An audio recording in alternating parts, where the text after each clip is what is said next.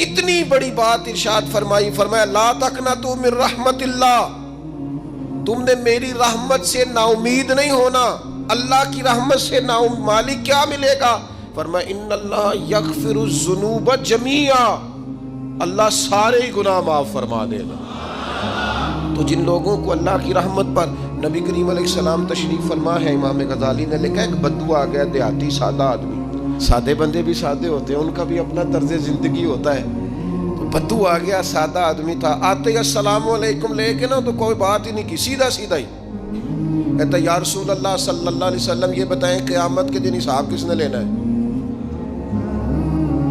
تو حضور فرمانے لگے بھائی یہ تو بڑی صاف سی اور مختصر سی اور سادہ سی بات ہے، حساب تو اللہ تعالیٰ نے لینا ہے۔ اب اس نے جو لفظ کہے اللہ کے حبیب کی آنکھوں میں آنسو آ گئے، کہنے لگے اگر اللہ نے حساب لینا ہے پھر انشاءاللہ کرم ہی ہوگا۔ تو حضور فرمانے لگے تمہیں یہ امید کس طرح ہے؟ تو عرض کرنے لگے یا رسول اللہ کریم جب غالب آتا ہے تو معاف ہی کرتا ہے، جب کریم کا غلبہ ہوتا ہے نا، کریم بندہ جب کسی پہ قبضہ کر لے تو پھر معاف کرتا ہے، تو اللہ تو سب سے بڑا مہربان ہے۔ وہ بات کی اور اگلا جملہ ہی کوئی نہیں کہا، وہ چلے گئے۔ تو حضور علیہ السلام نے اب اس بات پر رزلٹ دیا، فرمانے لگے کریم محبوب بندہ سادہ تھا، بات بہت بڑی کر گیا ہے، بڑی بات کر گیا، سادہ آدمی۔ میرے عزیز، اللہ کی رحمت پر جن لوگوں کو امید ہو، انہیں موت سے ڈر اور پھر جن کو محبوب کی ملاقات کا شوق ہو نا، ہم نے جان دے دی وعدہ دیدار پر، ہم سے وعدہ کیا گیا تھا کہ تم مرو گے نا تو تمہیں دیدار ملے گا، تو ہم نے جان ہی دے دی وعدہ دیدار پر، جان ہی دے دی وعدہ دیدار پر۔ اور پھر فرماتے ہیں نقد اپنا دام ہو ہی جائے گا، فرماتے ہیں ہم نے جان دی ہے اس وعدے پر کہ وہ ملے گا، تو امید ہے کہ یہ سودا ادھار نہیں۔ جیسے ہی قبر میں جائیں گے سامنے حضور کی زیارت نصیب ہو جائے گی۔ اس لیے لحد میں بھی عشق رخ شاہ کا داغ لے کے چلے، اندھیری رات سنی تھی سو چراغ لے کے چلے۔ یہ حدیث آپ نے بھولنی نہیں، یہ تنہائیوں میں یاد رکھنے کی روایت ہے، یہ تنہائیوں میں پڑھنے کی روایت ہے۔ یہ اپنے ذوق کو تازہ، جو لوگ کہتے ہیں نا وجد سرور کیف میں جانا چاہتا ہوں، وہ مشکات شریف کی اس حدیث کو دیکھے۔ اللہ کے حبیب علیہ السلام نے فرمایا لوگوں میں تمہیں بتاؤں قیامت کے دن اللہ تعالیٰ بندوں سے پہلا سوال کیا فرمائیں گے اور بندے اس کا جواب کیا دیں گے؟ یا رسول اللہ کرم فرمائیے بتائیے۔ تو کریم فرمانے لگے اللہ تعالیٰ قیامت کے دن بندوں سے سب سے پہلا سوال، اگرچہ بعض اور احادیث میں اور سوالات بھی آئے ہیں قیامت میں جو سب سے پہلے ہوں گے، لیکن اس حدیث میں یہ والا سوال حضور نے بیان فرمایا۔ حضور فرمانے لگے اللہ قیامت کے دن اپنے بندوں سے سب سے پہلا سوال یہ فرمائے گا کیا تم میری ملاقات کو پسند کرتے تھے؟ اوئے ہوئے ہوئے، کیا تمہارا ملنے کو جی چاہتا تھا؟ کبھی اے حقیقت منتظر نظر آ نہ لباس مجاز۔ اقبال کہتے ہیں تیرے کرم اتنے ہیں دل کرتا ہے تجھے دیکھیں، کبھی کبھی اے حقیقت منتظر نظر آ نہ لباس مجاز میں، لاکھوں سجدے تڑپ رہے ہیں میری جبین نیاز میں، تمہارا دل کرتا تھا مجھ سے ملنے کو؟ حضور فرماتے بندے عرض کریں گے مالک بڑا دل کرتا تھا۔ تو پھر اللہ فرمائیں گے یہ گفتگو کی معنویت تو دیکھو یار، اس کا حسن تو دیکھو۔ اللہ پھر پوچھیں گے کیوں دل کرتا تھا تمہارا؟ دل کرتا تھا تو کیوں کرتا تھا؟ عرض کریں گے مالک اس لیے کہ ہمیں امید تھی کہ تو معاف بھی کر دے گا، رحمت بھی فرمائے گا، اس معافی کی امید پر دل کرتا تھا تو ملے۔ حضور فرماتے ہیں پھر رب فرمائے گا مجھ پر واجب ہے، میں نے اپنے کرم سے واجب کر لیا ہے کہ آج تمہیں جنت عطا کروں گا۔ یہ جو ملاقات ہے نا، ملاقات کہ وہ ملیں گے، ان سے ملاقات ہو۔ عمر بیت گئی نا نام جپتے، عمر بیت گئی نا تذکرہ کرتے، ہم سے بھی لوگ پوچھتے ہیں کیا کمائی کی، کیا زندگی میں حاصل کیا، تو ہم کہتے ہیں شرق سے غرب تک ملک کے ایک کونے سے لے کر دوسرے کونے تک مدینے والے کی بات کی، حضور کا ذکر کیا ہے۔ نبی پاک کے میں اپنی حیاتی تو قربان تھی، وہاں ساری محمد محمد پکیندے گزر گئی ساری۔ یہ اعزاز ہے، یہ کرم ہے۔ اب کیا ہوتا ہے، گناہگار لوگ ہیں، اتنا بڑا دعویٰ تو نہیں کر سکتے، لیکن دل تو چاہتا ہے نا کہ چلو جس کا نام لیا ہے اس کی کبھی زیارت بھی ہو، کبھی ملاقات بھی ہو، کبھی نظر کرم بھی ہو۔ کسی نے اپنے محبوب سے کہا تھا کہ ذرا ایک نظر مجھ پہ بھی کیجئے، تو قریب بیٹھے ایک شخص نے کہا یار تو نے بڑا دعویٰ کیا ہے، جو محبوب ہوتے ہیں ان کو تکلیف نہیں دی جاتی، تو کہتا ہے پورا چہرہ ہی تیری طرف پھیرے۔ تو پھر اس نے اس درویش سے پوچھا کہ میں بھلا پھر کیا کروں، میرا دل تو میرا بھی کرتا ہے نا۔ چلو یہ تو آپ کی بات ٹھیک ہے کہ اب میں محبوب سے کہوں کہ اتنی تکلیف کرے کہ میری طرف پورا رخ پھیرے تو ٹھیک نہیں، تو پھر بتائیں میں کیا کروں؟ تو اس نے کہا ان راہوں میں کھڑا ہو جا جن راہوں کی طرف وہ کریم دیکھتا ہے۔ چلو اسی با کردار کو دیکھتے دیکھتے بیچ میں تیرے اوپر بھی نظر، مجھ پہ محشر میں نصیر ان کی نظر پڑ ہی گئی، مجھ پہ محشر میں نصیر ان کی نظر۔ اوئے ہوئے، اللہ کرے آپ کو بھی وہ لطف آئے جو مجھے آ رہا۔ کہتے مجھ پہ محشر میں نصیر ان کی نظر، یہ انتہائی عاجزی ہے کہنے والے کی۔ اس نے بالکل اپنے آپ کو ختم کر کے کہا کہ میں قابل تو نہیں تھا، اور میں پھر تکلیف دیتا کہ میری طرف دیکھیں، اسپیشل میرے لیے وقت نکالیں۔ پر کرم یہ ہوا کہ مجھ پہ محشر میں نصیر ان کی نظر پڑ ہی گئی۔ کہنے والے اسے کہتے ہیں خدا کا کرنا، کہنے والے اسے کہتے ہیں خدا کا کرنا۔ اللہ نے کیا کہ نظر مجھ پر پڑ ہی گئی، اور جب پھر پڑ گئی تو تیری ایک نظر کا کمال ہے اور میری زندگی کا سوال ہے۔ بس جب پڑ گئی تو سو پھر پڑ گئی۔ موت سے وہ بندہ کبھی نہیں ڈرتا جسے ملاقات کا شوق ہو۔ ملنا چاہے داتا علی اجویری سے اور موت سے ڈرے، ملنا چاہے حضرت غوث پاک جیلانی سے اور پھر موت سے ڈرے۔ زندگی گزری ہو علی علی کرتے پھر موت سے ڈرے۔ عمر بھر سیدنا عثمان غنی کی سخاوت کی بات کی ہو اور پھر جنت میں جا کے ان سے ملنے کا شوق پیدا نہ کرے۔ ساری زندگی سیدنا فاروق کا عدل بیان کیا ہو، ساری زندگی ان کے انصاف کا تذکرہ کیا ہو، پوری امت کو بتایا ہو کہ اگر جینا چاہتے ہو تو عمر کے رستوں پر چلو، اور پھر یہ موت سے ڈرے اور مر کے جناب فاروق اعظم کی زیارت کو پسند نہ کرے۔ جسے صدیق کی وفائیں یاد ہو، جنہیں جناب ابو بکر صدیق کا عشق یاد ہو، وہ پھر ان کی زیارت نہ کرنا چاہے اور ساری عمر حضور کی نعت پڑھی ہو۔ مانا نہیں آتا تھا پھر بھی کہا بلغ العلا بکمالہ کشف الدجا بجمالہ حسنت جمیع خصالہ صلو علیہ والہ سے نہیں ترجمہ آتا تھا، پر جب بھی کو پڑھتا تھا یہ بھی جھومتا تھا مولا یا صلی وسلم دائماً۔ میں آپ کو بتاتا ہوں، توتلا آدمی، توتلا اور دیوانہ مجذوب بیچارہ، سمجھ نہیں، توتلا بولنا بھی ٹھیک نہیں آتا۔ مجھے نماز کا سلام پھرا تو وہ جلدی آ گئے، وہ ایک مجذوب آدمی تھے، سادے تھے، تو سلام لی تو کہنے لگے میں گل کرنی سی۔ تو میں نے ان سے کہا کہ تھوڑی دیر کے بعد ملتے ہیں، سادہ آدمی ہے، اللہ مجھے معاف کرے، میں کوئی نقل تو نہیں ان کی اتار سکتا۔ اس زبان کو ہم توتلی نہیں کہتے، ہم اس زبان کو بلالی زبان کہتے ہیں۔ یہ بڑی خوبصورت زبان ہوتی ہے، یہ جو توتلے لب و لہجے ہوتے ہیں نا، وہ جب بچہ پوری طور پہ اماں نہیں کہہ سکتا، توتلا ہوتا ہے، تو کوئی مزہ آتا ہے اماں کو اماں کہلوانے میں۔ جب وہ پوری طور پر باپ کو بابا نہیں کہہ سکتا اور توتلا ہوتا ہے تو کوئی مزہ آتا ہے کہنے میں۔ وہ جب دادی نانی دادا کہتا ہے تو دادے کا دل کرتا ہے یہ 100 بار کہے، چونکہ اسے کہنا نہیں نہ آتا، لیکن اس توتلاہٹ میں جو اس کو لطف آتا ہے۔ مجھے بڑے لوگ آ کے شعر سناتے ہیں، میں نے بڑے خوشگلو نعت خوانوں سے زندگی میں سنا ہے۔ وہ صاحب میرے پاس آئے اور میں نے کہا بعد میں ملیں گے، تو سادہ آدمی ہے، مجذوب ہے، پورا شعور نہیں رکھتا۔ مجھے کہنے لگا مصطفیٰ جان رحمت کے بعد، مصطفیٰ جان رحمت پہ لاکھوں سلام کے بعد، یعنی معنی یہ تھا کہ سلام کے بعد۔ تو اب بڑے بڑے سریلے بندوں سے بھی بندہ سنتا ہے میرا دل کرے، اور میں نے جان بوجھ کے ان سے کہا دوبارہ کیا جائے ذرا، کیونکہ توتلے تھے نا. میں نے کہا تو کہنے لگے مصطفیٰ جان رحمت پہ لاکھوں سلام کے بعد او میرے عزیز یاد رکھو ساری زندگی حضور کی نعتیں پڑھی، نبی پاک کے تذکرے سنے، اب موت سے ڈر جائیں؟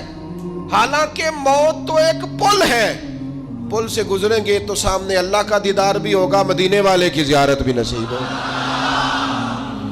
تو زیارت ہوگی اور ہر نظر کانپ اٹھے کہ محشر کے دن خوف سے ہر کلیجہ دہل جائے گا، اوڑھ کر کالا جبہ وہ آ جائیں گے اور سارے محشر کا نقشہ بدل جائے گا. یہ موت کا خوف نکالنے والی چیزیں ہیں، ڈر. اچھا مجھے ایک بات بتائیں، یہ میں امید کی بات کرنے لگا ہوں، چلیں اب یہ بات تو مشکل ہے پر کرنی پڑے گی، مجبوری ہے. کبھی کبھی ابا جی سے مار بھی پڑ جاتی ہے بندے کو، گھر میں کوئی 2-4 لگ بھی جاتی ہیں، تو اس وقت نا جو سب سے بڑا سہارا کسی کو نصیب ہوتا ہے وہ یہ ہوتا ہے کہ اللہ کرے اماں گھر میں موجود ہو. اور میں نے دیہاتوں میں کئی مائیں ایسی دیکھی ہیں جو بیٹے کے حصوں کی مار کھاتی ہیں. ابا نے ڈنڈا لے لیا ہے بیٹے کی غلطی پہ، اب اماں بیچاری سامنے ہو گئی ہے، 2-4 اس نے بھی کھا لی. یہ بات آپ سمجھیں، موت کا خوف نکالنے کے مفہوم میں بات عرض کر رہا ہوں. اماں موجود ہو نا گھر میں تو ابا سختی بھی کرنے لگے تو کسی وقت احساس ہوتا ہے کہ جناب یہ سختی نہیں ہوگی کیونکہ میری اماں، اور اماں پوری وکیل بن جاتی ہے کہ نہیں تو نہیں پتا وہ ہو گئی غلطی، وہ فلانے دے منڈے نے خراب کیتا ہے، حالانکہ ہو سکتا ہے اس نے اس کو بھی خراب کیا ہو، لیکن وہ اماں وکیل ہے، وہ وکالت کر رہی ہے اور وہ بے لوث کر رہی ہے. ہوتا ہے ایسے، اس بات کو سمجھ لے اچھے طور پر. موت کا خوف نہیں، ڈر نہیں، اس لیے کہ گھر میں ماں موجود ہو تو باپ کا ڈر نہیں ہوتا. تو قبر حشر میں تو رسول کریم موجود ہے، وہاں تو نبی کریم موجود ہے، وہاں تو اللہ کریم اپنی رحمت فرمائے گا بندوں پر. اس لیے خوف نہیں، پینک نہیں، اپنی غلطیوں کا احساس ضرور کریں، اپنے اعمال پر توجہ ضرور دیں، لیکن موت کے خوف تلے دبتے نہ جائیں. انشاءاللہ صبح قیامت کرم ہوگا. میرے نبی پاک علیہ الصلوۃ والسلام نے تو فرمایا ہے بس ہم نے ایمان کامل لے کے جانا ہے دنیا میں. حضور نے فرمایا ہے جس طرح 14ویں رات کا چاند چمکتا ہے اس طرح میرے غلاموں کے چہرے چمکیں گے قیامت کے. اللہ کے رسول صلی اللہ علیہ وسلم فرماتے ہیں جسم کے جن جن حصوں پر وضو کا پانی لگتا رہا وہ قیامت میں چمکیں گے. دور سے لوگ ان کا نور دیکھیں گے، پتہ چلے گا وہ محمد عربی کے غلام آ رہے ہیں. یہ کرم ہوگا صبح قیامت، یہ عطائیں ہوں گی. اس لیے مومن موت سے ڈرتا. سیدنا بلال حبشی رضی اللہ تعالیٰ عنہ، آخری وقت ہے، نزع کا عالم طاری ہے، اور یہ گفتگو دیکھیں غلاموں کی. آپ کی اہلیہ رو پڑی، کہنے لگی ہائے ہائے افسوس. حضرت بلال فرمانے لگے کیا ہوا؟ کہنے لگی افسوس ہے کہ آپ دنیا سے جا رہے ہیں. تو حضرت بلال نے مضمون ہی بدل دیا، سوچ کا زاویہ ہی بدل دیا. فرمانے لگے یہ افسوس کا مقام نہیں، یہ تو خوشی کا مقام ہے. اس لیے کہ میری آج آنکھیں بند ہوں گی، قبر میں کھلیں گی، مدینے والے محبوب سے بھی ملوں گا، حضور کے غلاموں سے بھی ملوں گا صلی اللہ تعالی علیہ وسلم. تو موت تو مقام مسرت ہے، اور اگر یہ مل جائے زندگی میں. ایک بدو ایمان لے آئے، ابن ماجہ میں موجود ہے. حضرت ابو ہریرہ رضی اللہ تعالیٰ عنہ حدیث کے راوی ہیں، فرماتے ہیں ایک بدو ایمان لائے اور انہوں نے حضور علیہ السلام کے ساتھ ہجرت بھی کی. ابن ماجہ میں موجود ہے.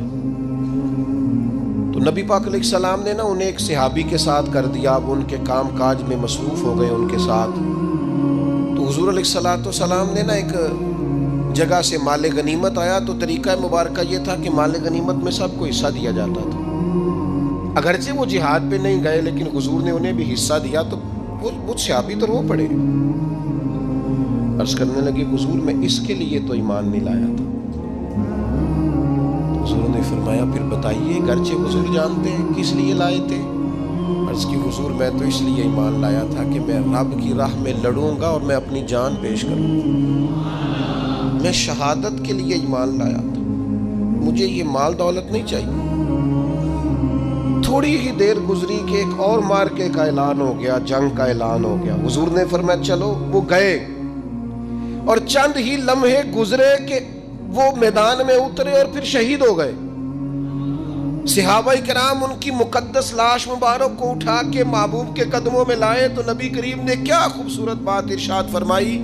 حضور فرمانے لگے دیکھو اس نے اللہ کی تصدیق کی ہے تو رب نے بھی اس کی تصدیق فرما دی. اور پھر یہ دو جملے محبوب کہتے کہتے اٹھے اور پھر حضور نے اپنا جبہ مبارک اتارا اور اتار کے فرمایا اس بندے کو نہ اس جبے میں کفن دے دو, اس میں اسے کفن دو, اس لیے کہ تو شہادت کے لیے ایمان لایا, موت کی آنکھوں میں آنکھیں ڈال کے جیا, اپنی زندگی کمزور نہ گزاری. مسلمانوں پہ کافر کا رعب طاری ہو گیا ہے.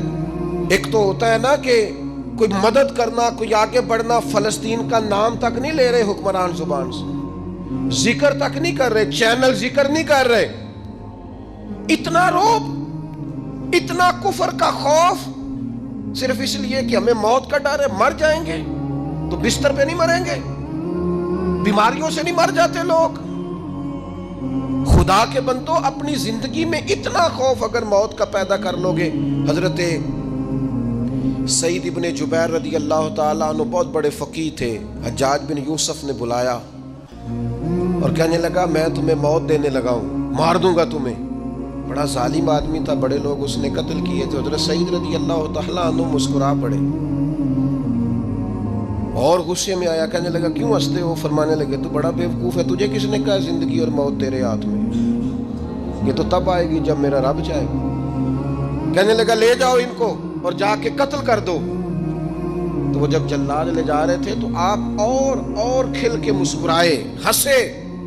یہ آپ کی طاقت ہے کہ موت کو دیکھ کے مسکراہٹ ہو, لبوں پہ تبسم, رقصہ ہو, مسکرائے.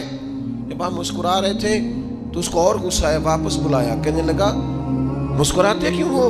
فرمانے لگے تیری جرت پہ مسکرا رہا ہوں اور اس بات پہ مسکرا رہا ہوں کہ رب کتنا بے نیاز ہے, تیرے جیسے لوگوں کو بھی مہلت دے رکھی ہے. کتنا بے نیاز ہے, تیرے جیسے لوگوں کو مہلت. اور غصے, کہنے لگا میرے سامنے قتل کرو. حضرت سعید ابن جبیر رضی اللہ تعالیٰ عنہ نے منہ کعبے کی طرف کر کے پڑھنا شروع کیا, انی وجہت وجہی للذی فطر السماوات والارض حنیفا وما انا من المشرکین. آپ یہ پڑھ رہے تھے تو کہنے لگا اس کا منہ کعبے سے پھیر دو.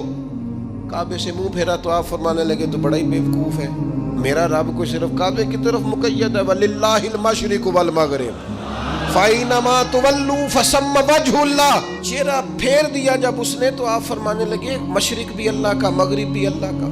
اور اللہ فرماتا ہے تم جدھر بھی منہ کرو ادھر ہی اللہ کی رحمت ہے. یہ پڑھا تو اب اس نے لٹایا, اور جب وہ آپ کو قتل کر رہا تھا تو حضرت سعید ابن جبیر کی ایک زوردار آواز گونجی. فرمایا یاد رکھنا مجھے اسی طرح قتل کرنا جس طرح تم خود قیامت میں قتل ہونا پسند کرتے ہو.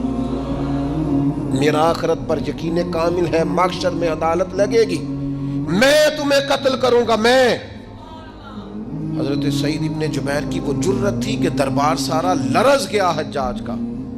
حضرت سعید ابن جبیر رضی اللہ تعالیٰ عنہ کہنے لگے اللہ اسے میرے بعد کسی پر مسلط نہ کرنا, میرا قتل آخری ہو, میرے بعد نہ ہو. ڈر گئے لوگ, سہم گئے. اور وہ جو جلاد آپ کو قتل کر رہا تھا اس کے بھی ہاتھ کانپ رہے تھے. اتنی جرت, موت کا ایک منٹ کے لیے خوف نہیں. حضرت سعید ابن جبیر رضی اللہ تعالیٰ عنہ شہید ہو گئے تو اتنا خون نکلا, اتنا خون نکلا, اتنا خون نکلا, خون بند ہی نہیں ہو رہا. ایک طبیب بیٹھا تھا, ہانپتے کانپتے ڈرے ہوئے, سہمے ہوئے. حجاج کہنے لگا اسے اتنا خون؟ تو کہنے لگا بادشاہ میں نے سالوں مریض دیکھے ہیں, اس کو پتہ چل جائے نا مرنے والا ہوں وہ تو اتنا خوف میں آتا ہے, پہلے ہی اس کا سارا خون جم جاتا ہے اور سکڑ جاتا ہے اور اس کا خون جل جاتا ہے. یہ جو بندہ تم نے شہید کیا ہے نا اس میں ایک رتی برابر بھی موت کا خوف نہیں, موت کے خوف سے بے نیاز تھا, اتنا خون نکلا. حضرت سعید ابن جبیر شہید ہوئے اسی دن حجاج کے پیٹ میں درد شروع ہوا, صرف 15 دن. حجاج بعد میں زندہ رہا 15 دن اور ساری رات تڑپتا تھا, کہتا تھا مجھے خواب میں آ کے پیروں سے گھسیٹتے. حضرت سعید ابن جبیر چلاتا تڑپتا 15 دنوں کے اندر. طبیبوں نے کہا تیرا جو مرض ہے یہ کوئی آسمانی عذاب ہے. میرے عزیز موت سے ڈرے نہیں بلکہ جو ظالم ہو ان کو ڈرا دیں, یہ مومن کی شان ہے. اپنی زندگی کے اندر سے موت کا خوف نکال دیں، تاکہ زندگی کے جو دن ہیں وہ جیے تو جا سکیں، وہ انسان مضبوطی سے وقت سے گزار سکے۔ حضرت علی شیر خدا رضی اللہ تعالیٰ عنہ نا وہ جیکٹ نہیں پہنتے تھے جنگی، جو کمر پہ پیچھے لوگ پہنتے تھے نا، تلوار کوئی مارے تو زخم نہ ہو۔ تو کسی نے مولا علی شیر خدا رضی اللہ تعالیٰ عنہ سے فرمایا پشت پر آپ وہ جیکٹ نہیں پہنتے لوہے کی؟ آپ فرمانے لگے پشت تو دکھانی نہیں تو کہنے لگے موت سے ڈر نہیں آتا؟ فرمایا بالکل بھی نہیں، اور فرمایا مجھے بالکل ڈر نہیں آتا کہ میں موت پر آ گروں یا موت میرے اوپر جا گرے۔ ہم تو شہادت حضرت خالد بن ولید رضی اللہ تعالیٰ عنہ ایک دن نوجوانوں کو خطاب کرتے کرتے کہنے لگے موت سے کبھی نہ ڈرنا، میں نے ساری زندگی جنگوں میں گزاری ہے، میرے وجود پر ایک ذرہ بھی جسم کا حصہ ایسا نہیں جس پر زخم نہ ہو۔ اور یہ کہتے کہتے رو پڑے، فرمانے لگے، یہ بات کرتے کرتے رو پڑے، فرمانے لگے دیکھ لو زندگی ساری میدانوں میں گزاری ہے، لیکن شہادت اللہ تعالیٰ نے میرے لیے وہاں نہیں لکھی تھی، یہاں اللہ تعالیٰ نے اپنی رحمت کے لیے موت میرے لیے لکھی تھی۔ تو یہ تو اللہ کا کرم ہے۔ قریب ایک بزرگ صحابی اور بیٹھے تھے، فرمانے لگے آپ کی نیت شہادت کی تھی، انشاءاللہ آپ قیامت میں شہیدوں میں ہی کھڑے کیے جائیں گے۔ تو میرے عزیز خوف نہیں موت کا۔ آخر میں 2-3 گزارشات عرض کرنی ہے۔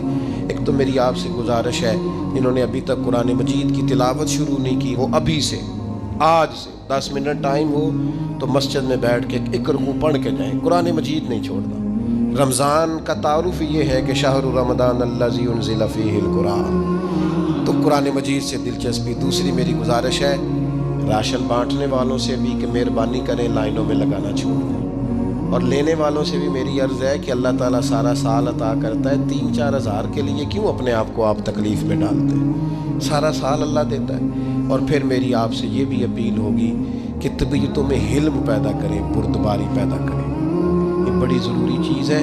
مثبت سوچیں لائیں، روزہ ہماری تربیت کرتا ہے۔ اور پھر آپ سے یہ بھی اپیل کروں گا، رمضان شریف کی مقدس گھڑیوں میں صرف اپنے لیے نہیں سوچیں، امت کے لیے سوچیں، بالخصوص فلسطین کے مسلمانوں کے لیے کم از کم دعا مومن کا ہتھیار ہے، وہ تو جم کے کریں اللہ کے حضور۔